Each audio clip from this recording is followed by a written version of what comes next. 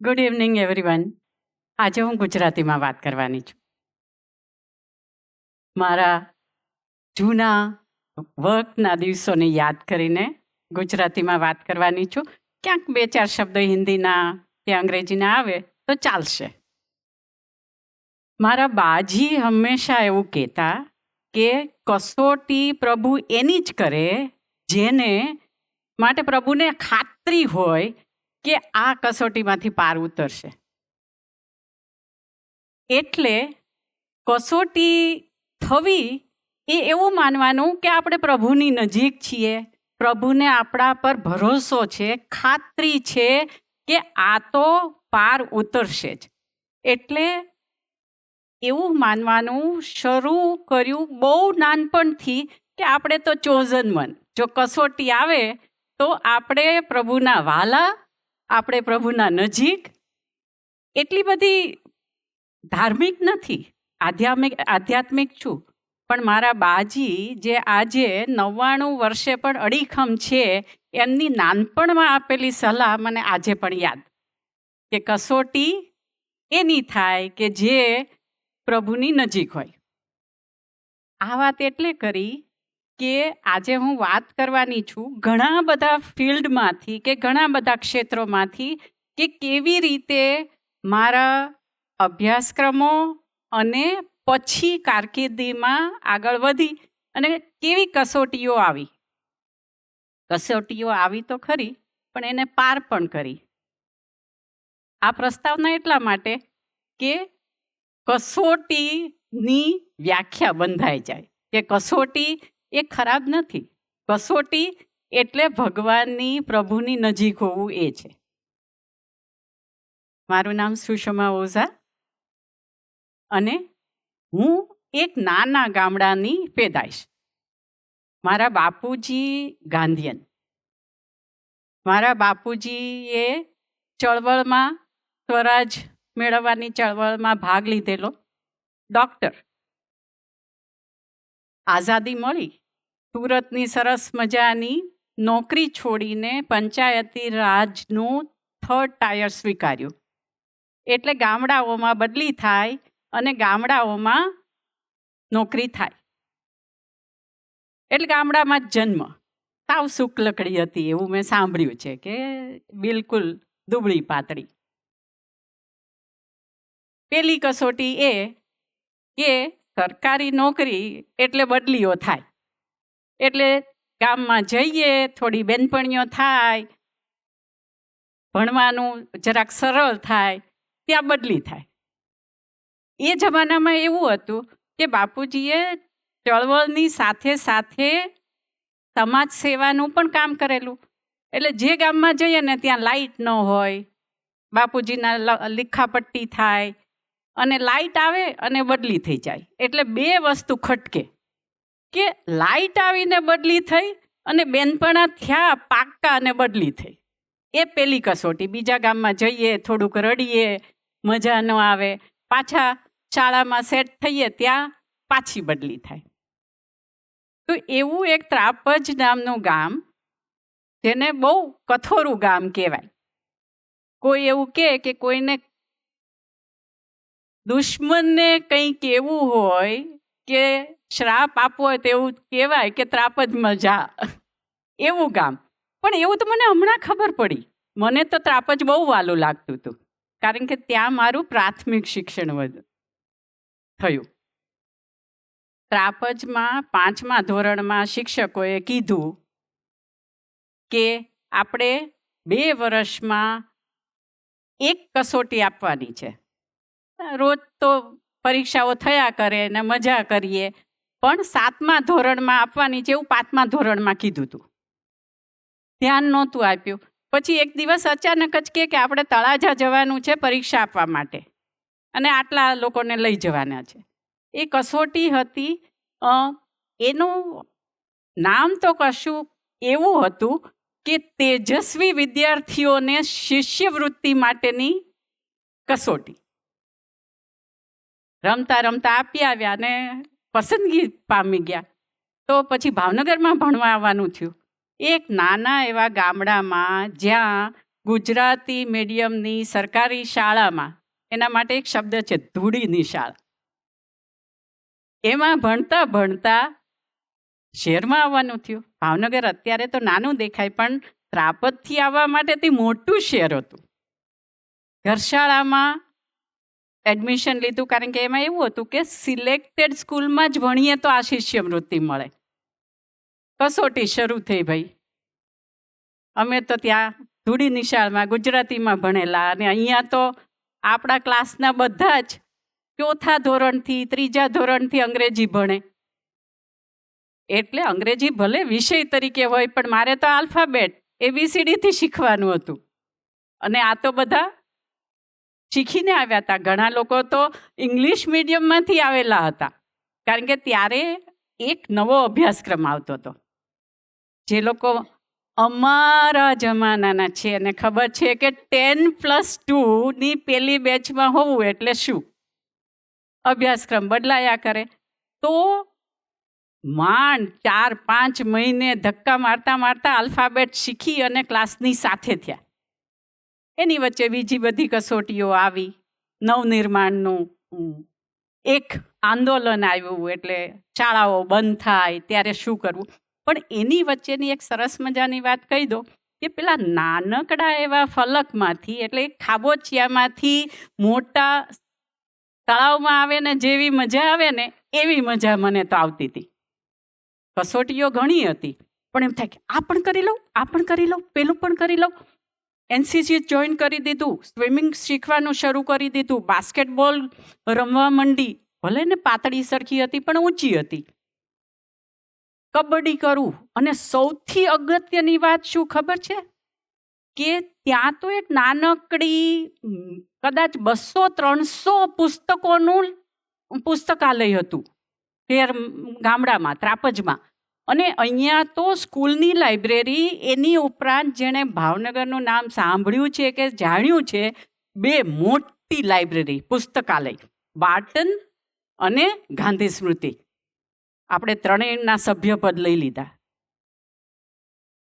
દર 2 દિવસે ચોપડીઓ બદલાવીએ, દર 2 દિવસે વાંચીએ, અને આ બધું તો કરવાનું જ. એટલે કસોટી એ થાય કે ઓલી 2 દિવસ પછી ચોપડી પાછી આપવાની હોય ને, તો ક્લાસમાં બેસીને ઇતિહાસની નીચે પેલી બુક રાખીને વાંચી લેવાની, કૃષ્ણલીલા, તો જ પૂરી થાય ને. આમ કરતાં કરતાં ભણવાનું પૂરું કર્યું. એની વચ્ચેના 2 ખાસ કસોટીવાળા અનુભવો કહેવાની જરૂર છે, કારણ કે એ શું થયું ને એ તો મને બહુ પછી સમજાણું. મેં જેમ કીધું કે 8મા ધોરણમાં આવીને તરણ શીખવાનું શરૂ કર્યું, સ્વિમિંગ. ભાવનગરનો સ્વિમિંગ પુલ એ વખતે મ્યુનિસિપાલિટીનો ઉનાળા દરમિયાન શરૂ રહે, પછી 8 મહિના બંધ, 3-4 મહિના શરૂ રહે. તો એમાં આપણે શીખ્યા. સૌથી પહેલાં તો શીખવાનું નહોતું, ખાલી ધુબાકા જ મારવાના હતા. ઉપર ચડવાનું, કૂદકો મારવાનો અને બૂમો પાડવાની, બચાવો બચાવો. એટલે કોઈક રીંગ ફેંકે એટલે રીંગ પકડીને આવી જવાનું. એક વખત કસોટી કરી કે નક્કી કર્યું કે આ છોકરીને રીંગ નથી કરવી, આપવી. તો હાથ પછાડતા પછાડતા પહોંચી ગઈ અને આવડી ગયું. પછી થયું કે ના, તને તો સારું આવડે છે. એટલે કીધું કે શીખવા માંડે. એટલે 2 સ્ટાઇલમાં શીખવા માંડી. તો 10મા ધોરણમાં આવી ત્યારે હું સ્ટેટ લેવલની કોમ્પિટિશનમાં 3જો નંબર, 2જો નંબર એવી રીતે આવી. એટલે નેશનલની સ્પર્ધાની ગુજરાતની ટીમમાં સિલેક્ટ થઈ. વાહ! કેમ્પ પણ કર્યો. એટલે આપણે તો બંદા ખુશ કે વાહ, મજા પડી ગઈ. અને એવી રીતે મજા તો એટલે આવી કે બાકીના લોકો મારી કરતાં નાના, આવડા દેખાય, હટ્ટાકટ્ટા દેખાય, આખું વર્ષ પ્રેક્ટિસ કરતા હોય, સરસ ફેન્સી સ્વિમિંગ કોસ્ચ્યુમ પહેરીને આવે, અને એની સાથે હું ઘરે સીવેલો સ્વિમિંગ કોસ્ચ્યુમ પહેરીને પણ હું એમની સાથે કોમ્પિટિશન કરતી હતી ને ટીમમાં સિલેક્ટ થઈ. થયું એવું કે ત્યારે તો કંઈ ફોન બોન હતા નહીં, મોબાઈલની તો વાત છોડો, પોસ્ટકાર્ડ લખીને કહેવાનું હતું પોસ્ટકાર્ડ લખી નાખ્યું ઘરે કે રાષ્ટ્રીય કક્ષાએ જવા માટે મારી પસંદગી થઈ છે, મને આપ આશીર્વાદ આપો, એવું બાજીને ને મારા જીને એટલે બાપુજીને કહી દીધું. ઘરે પહોંચી સ્કૂલમાં ગઈ તો મને થોડો ઠપકો મળ્યો કે કેમ આવું કર્યું. મેં કીધું શું કર્યું? તો કે તારું નામ તો પાછું ખેંચાઈ ગયું છે. મેં કીધું કોણે કીધું? તો કે તને નથી ખબર? મેં કીધું ના. તો મારી સાથે બીજી સ્કૂલના જે મેનેજર આવ્યા હતા એને એવું કહીને કે ભાઈ 10મા પછી 11મું તો કોલેજમાં જાય, એટલે આ છોકરી તો નહીં પાર્ટિસિપેટ કરી શકે નેશનલમાં, એટલે એને મારું નામ પાછું ખેંચી લીધું હતું. હવે આપણે તો અહીંયા 7મા આસમાનમાં ઉડતા હતા કે આપણે તો નેશનલ લેવલે રમવા જવાના, અને નામ પાછું ખેંચાઈ ગયું. એ વખતે કંઈ કેવી રીતે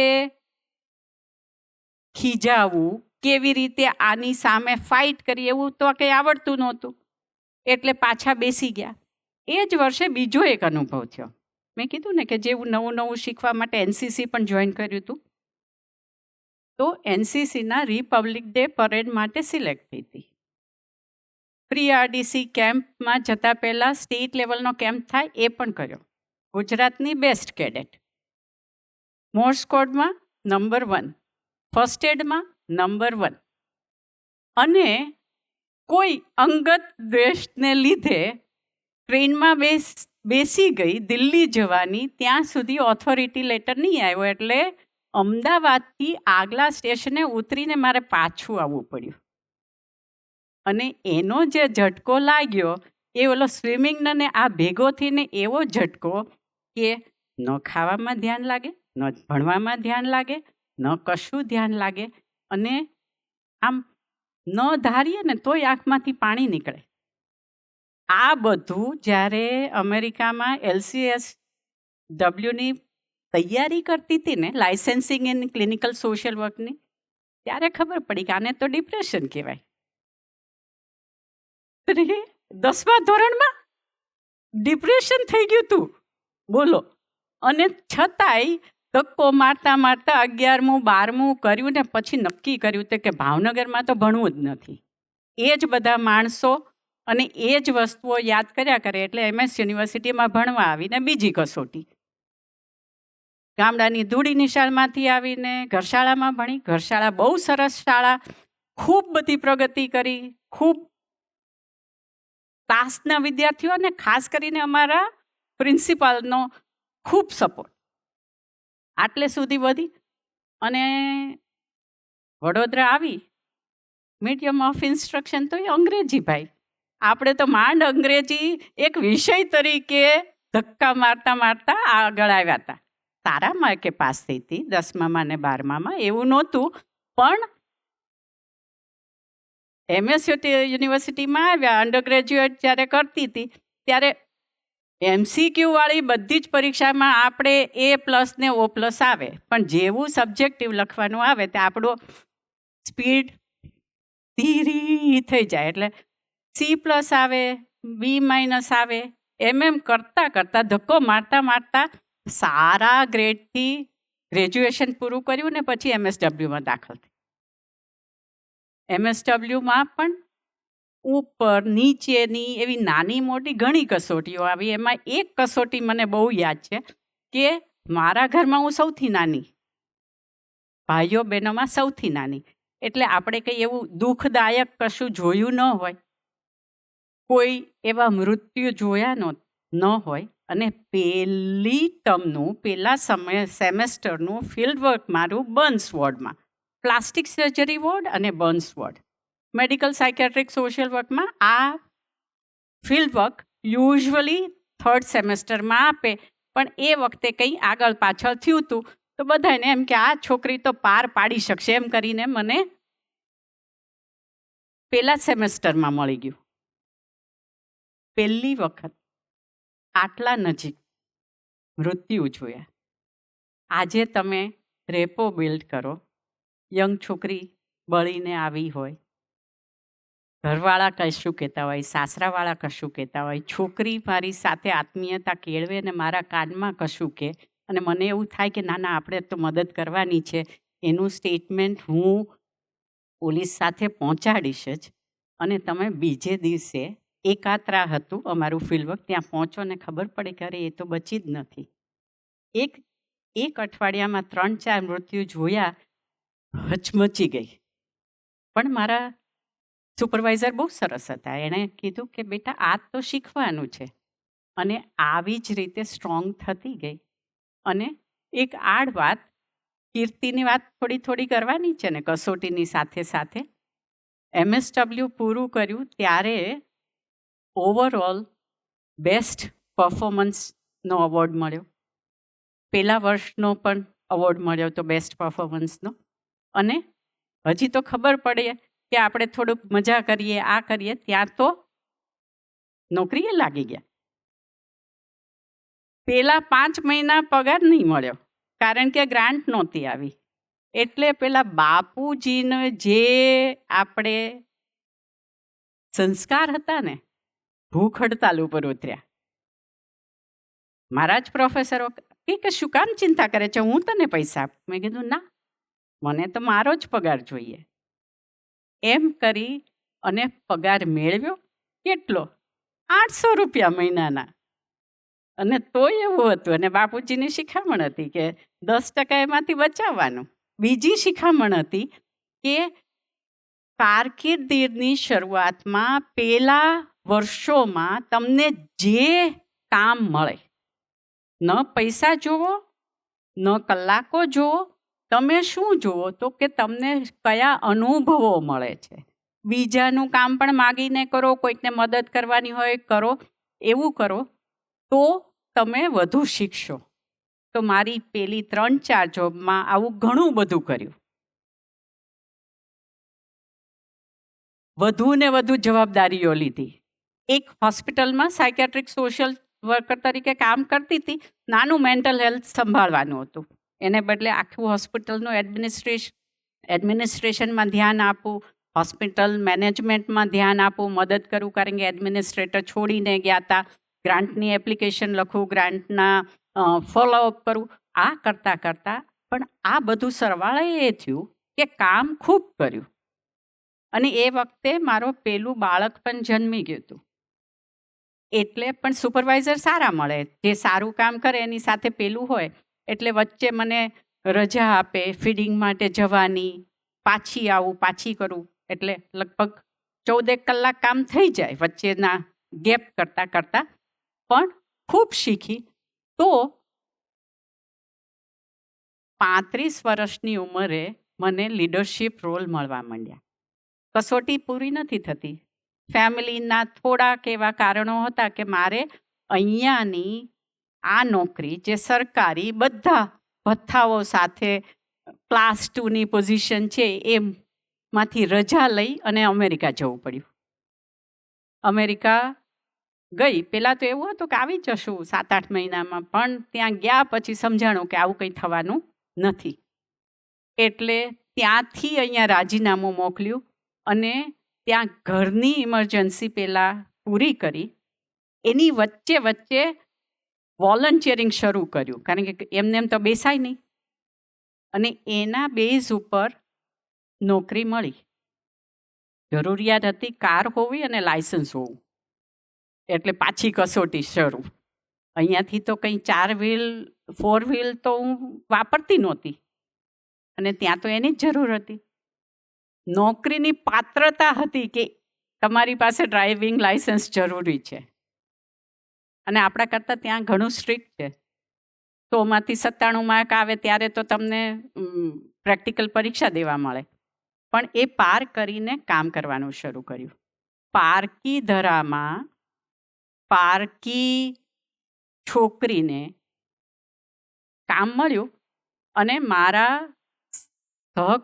કાર્યકર્તાઓએ, અને ખાસ કરીને જેના માટે કામ કરતી એવા દિવ્યાંગ લોકોએ મને બહુ સરસ રીતે સ્વીકારી.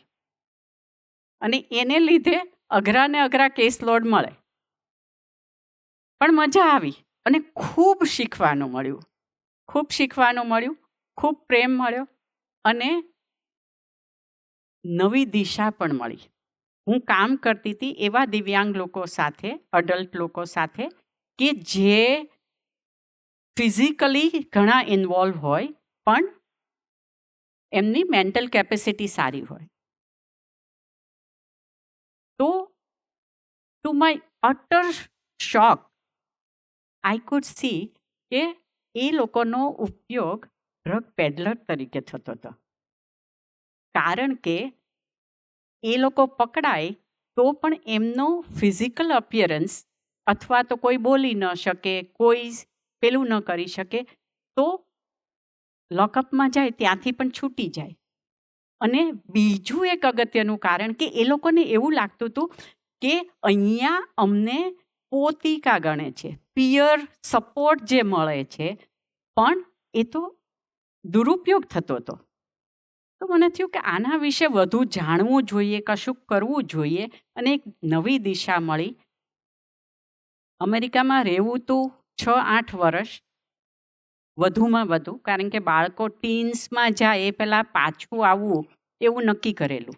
તો થયું કે કંઈક દિશા જોઈએ, તો થયું LCSW પર કામ કર્યું, licensing in clinical social work. તો આ બેને ભેગું કરી અને પ્રિઝન સેટઅપમાં નોકરી લીધી. એવી પ્રિઝન કે જે ડ્રગ એડિક્ટ સાથે, ડ્રગ પેડલર સાથે, ડ્રગ મેન્યુફેક્ચરર સાથે કામ કરે, સિવિલ એડિક્ટ પ્રોગ્રામ કે જ્યાં એમને રિહેબિલિટેટ કરવાની કોશિશ કરે. એ એવી જગ્યા કે જ્યાં ખાસ કરીને જે લોકોને થોડો ખ્યાલ હશે અને એક સમજી શકશે કે ખાસ કરીને upper users, cocaine, meth users, એ લોકોની જીજીવિષા એટલી હોય કે દે આર સો મેન્યુપ્યુલેટિવ. તો એ લોકોની સાથે મારી એક જરૂરિયાત એવું હતું કે મારે 3200 સુપરવાઇઝડ અવર્સ કરવાના હતા સાયકોથેરાપીના. તો સામાન્ય રીતે જે લોકો શીખતા હોય એ લોકોને 2 થી 3 કલાકની સાયકોથેરાપી કરવાનું અલાઉડ હોય. પણ આપણી જેવા રિસોર્સ ક્રંચ ત્યાં પણ હતા. અમે 2 જ હતા આ એરિયામાં, સાયકેટ્રિક સોશિયલ વર્ક. અને અમારા એક સુપરવાઇઝર, એટલે ઘણી વખત હું 6 કલાકની સાયકોથેરાપી કરું. સાંજે જ કાર ચલાવીને પાછી આવું તો એક્ઝોસ્ટ હો. પણ એ બધાએ મને ખૂબ સરસ કસોટીમાંથી બહાર કાઢી અને કીર્તિ સુધી પહોંચાડી.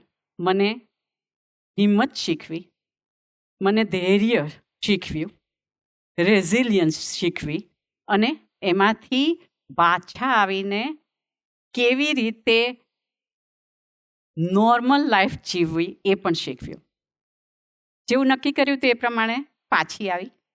યુનાઇટેડ વેમાં એક્ઝિક્યુટિવ ડિરેક્ટરની જોબ લીધી. અને જે મેં કીધું ને કે આગલી જે કસોટીઓ છે કે વધુ કામ કરેલું છે, મને 40 વર્ષે એક્ઝિક્યુટિવ ડિરેક્ટરની પોઝિશન મળી. અને ત્યાં પણ એટલી જ કસોટીઓ, જેને યુનાઇટેડ વે ગરબાનો ખ્યાલ હશે તો લગભગ 35,000 લોકો ગરબા કરે અને 1 લાખ લોકો જોવા આવે. અને 2003ના અક્ષરધામ એટેક પછી એ ઇવેન્ટની સિક્યોરિટી પણ સંભાળવાની અને છતાં પણ ઇવેન્ટ કરવાની એ કસોટી પણ પાર પડી અને ખૂબ સરસ કામ થયું. સંસ્થા ઘણી પ્રગતિ કરી અને એ પછી અદાણી ફાઉન્ડેશન જોડાણી. અદાણી ફાઉન્ડેશનમાં પણ અલગ કસોટી. વડોદરાથી આવીને મુન્દ્રામાં સેટલ થઈ મારા દીકરા સાથે. ગ્રામ્ય વિસ્તાર, શરૂ થતી ઇન્ડસ્ટ્રી એટલે લોકોનો વિરોધ હોય. આગળ આપણી પેલા કામ કરી ગયા હોય, એ લોકોએ શું પ્રોમિસ કર્યું છે એ આપણને ખબર ન હોય. તો આખી જ પ્રોસેસીસ એસ્ટાબ્લિશ કરવાની, લોકોનો વિશ્વાસ સંપાદન કરવાનો અને એ રીતે કરવાનો અને ટીમ બિલ્ડ કરવાની. ખૂબ સારો સપોર્ટ ગ્રુપનો. ગૌતમભાઈનો, ડૉક્ટર પ્રીતિબેનનો, જેની હાથ નીચે મેં કામ કર્યું, એ કસોટીઓમાંથી પાર થતાં થતાં 17-18 રાજ્યો સુધી કામ કર્યું અને દરેક જગ્યાએ ઘણી જગ્યાએ હુમલાઓ થયા, થ્રેટ્સ મળી. આપણા ટીમને સાચવવાની એ એક જવાબદારી કુટુંબના મોભી જેવી બેન તરીકે કે એક લેડી તરીકે એ નિભાવતા સરસ રીતે 2019માં કીધું કે બસ હવે મારે કામ નથી કરવું, કારણ કે મારે મારા બાજીની સાથે સમય પૂરો કરવો છે. થોડો કપરો કામ હતો, કારણ કે ત્યારે તમે ખૂબ એક્ટિવ હોય ને અચાનક જ તમે કહો. 2 વર્ષથી કહેતી હતી. હું ઘણી વખત કહું છું કે મેં 2.5 વર્ષ મારો પાસવર્ડ રાખ્યો તો રિટાયર એટ 58, જેથી મને યાદ રહે કે મારે 58ના રિટાયર થવાનું છે. અને એ કસોટીમાંથી પણ પાર થઈ સરસ રીતે ફેમિલીને સમય આપી શકું છું. જતાં જતાં આટલું 2 કે 3 વસ્તુ કહીશ કે કસોટી છે એ તમારા કારકિર્દીની કેડી બની શકે છે. જેવી રીતે કોઈ પણ ધાતુને ઘડવા માટે એને ખૂબ તપવું પડે. સરસ મજાની સ્વાદિષ્ટ રસોઈ જો જમવી હોય તો એને ધીમા તાપે કરવી જોઈએ, પકાવવી જોઈએ. એવી જ રીતે જો તમારે કારકિર્દીને અથવા તો તમારી કીર્તિને અલ્પજીવી ન રાખવી હોય તો તમારે તપવું પડે, કસોટીઓમાંથી પસાર થવું પડે, અને તો જ તમારી કારકિર્દી લાંબા સમયની બને. તો આપ સૌને એટલું જ કહેવાનું છે કે કસોટીને સ્વીકારો આનંદી કાગડાની જેમ, કે આવ આવ, મને તો સારું લાગે છે, કારણ કે મને મારામાં પણ ભરોસો વધે છે. અને એ જ રીતે આગળ વધતા જાઓ. એને ચેલેન્જ તરીકે જોઈને કે અરે મને જ આવું એવું ન કરતા સ્વીકારો અને આગળ વધો. કીર્તિ તમારા પગની આજુબાજુ જ રહેશે, એને માથા પર ચડવા ન દેશો, પગ પાસે જ રાખજો અને બીજાને અપલિફ્ટ કરજો. નમસ્તે.